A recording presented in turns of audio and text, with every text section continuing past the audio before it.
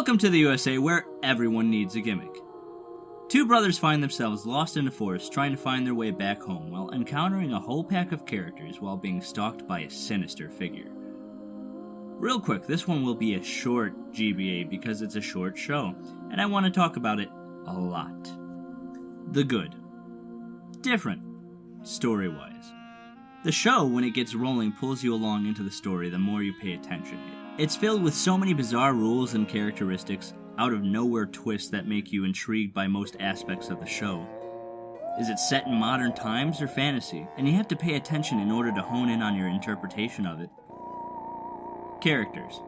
The show wouldn't be what it is without the characters. I don't necessarily mean the two main characters, you sort of get attached to them as you go, but the characters around them that build up their little world are the real stars. There are so many magical-like beings and otherworldly presences that make up the show and make it seem even more of a fairy tale than it already is.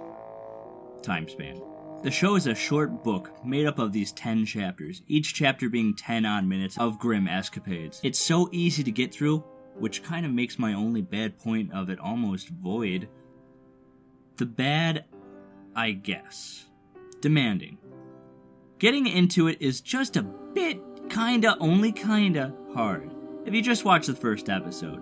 The way it goes, it's interesting and leaves a lot of questions which might make people want to watch more, but to others it might turn them off. The animation can also be a bit intimidating because it seems reminiscent of the 80s animation, and we all know how bad that was.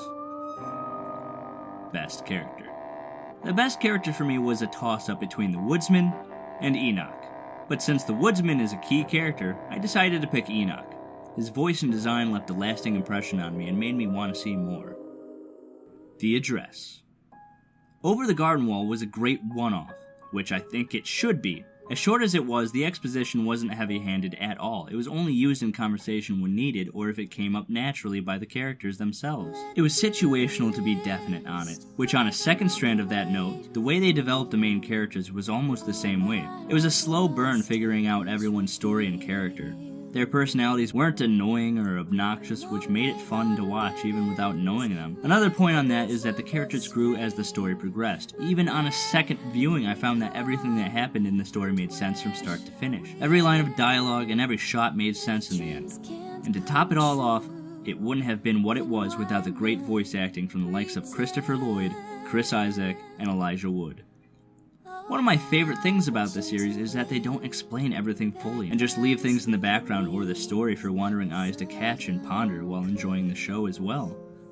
The show is mystifying and shows the essence of adventure, youth, and mystery. After the good, the bad, and the address, Over the Garden Wall gets 2 stripes. Clear your schedules, gentlemen.